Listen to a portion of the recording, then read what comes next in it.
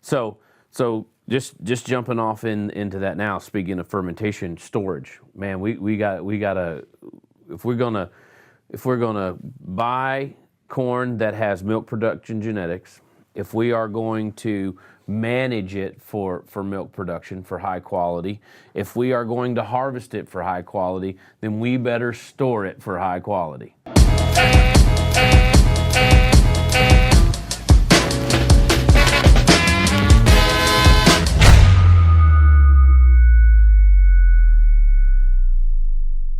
So it's one of those things that we've got to look at. What are our storage practices? Now, we could go into our bags better, our bunks better, or silos better. That's not at all where I want to go with this.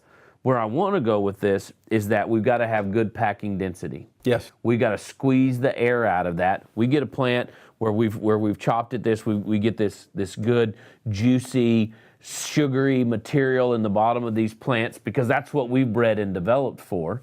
You get that, man, that gets in there. It allows it to pack easier. We can squeeze the air out of it as we run over it or as we pack it in the bag, and that way we can help speed up that fermentation. So we need to have good packing densities, but we also need to have a good inoculant on it. Okay, and this is something in the last couple of years that I have been very convinced of. And let's be honest, not all inoculants are created equal. Well, there's a lot of difference. There's a lot of big variance out there. There is a lot of big variance. I mean, you know as well as I do that if I wanted to make an inoculant, I could go to find somebody, buy bugs, mix something up in my bathtub. Now Mandy may not be real happy with me mixing up. Mandy would not be happy with lactic acid bacteria in my bathtub, but I could do it, put it in a sack, put it in the fridge, and then go sell it to folks. Mm-hmm. And there's no regulation, there's no oversight, there's nobody keeping me from going out and being a shyster to every dairyman that I can get to, because who knows what's in that? Right. Who knows what's in that?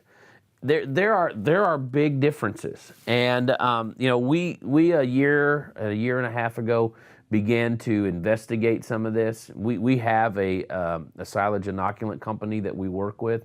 Bond Silage is who we work with, and you know what? One of the things that I really liked about them was the quality of their product. Okay. And also the fact that their product not only helped preserve the genetic potential and the quality of that silage, it also helped to enhance that.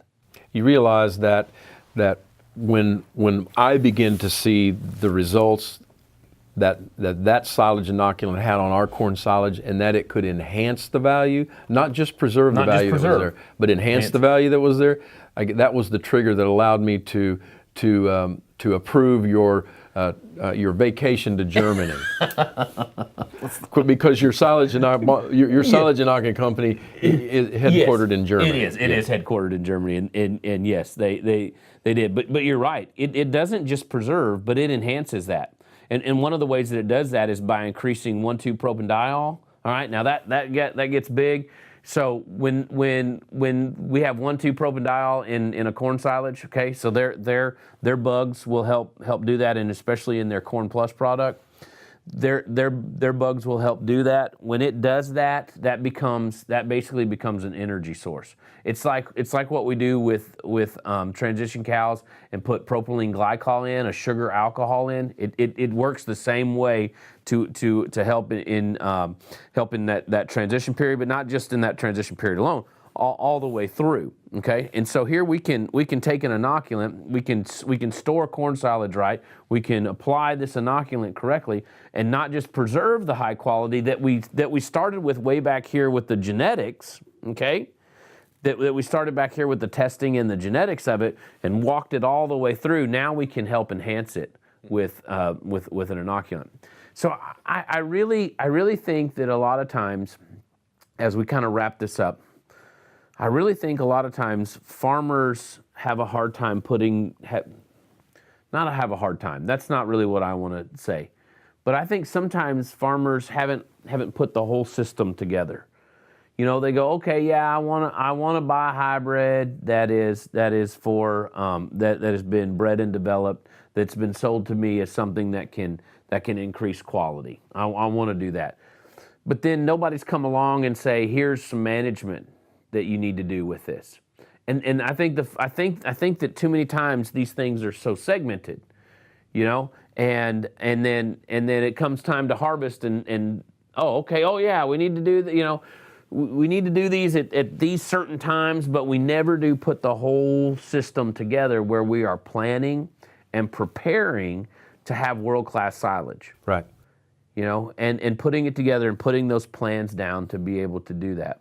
So, you know, that's what we kind of wanted to do today is just talk about those four principles.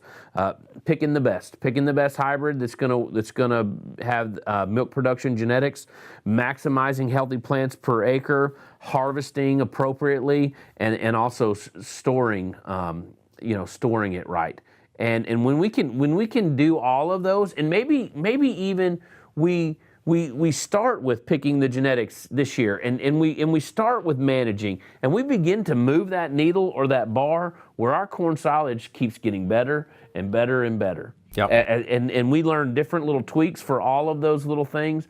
You know, a farmer there can over a period of time, man, he can go from 3,200 milk per ton to 3,700 milk per ton. It may not be all in one year.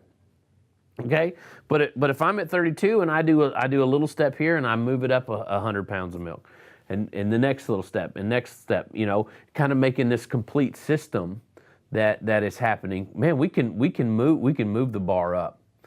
And partnering together with each one of the farms and sincerely working towards that as a goal, you know, is something that Scott and his sales team have picked up on. I know that they have over the last couple of years trained over 100 of the dealers that are out there in the country, as well as all of the sales staff that's out through the country for the last couple of years on what you call the MC Complete system, where you bring all of those things together, and all of those individuals are working out there to help each one of the farms to be able to create that kind of silage that we can send a sample in and win a prize at Forage Superbowl. Definitely, absolutely. Lyn, thanks for joining me today. My pleasure. Appreciate it. Yep. Hey, you guys take care. See ya.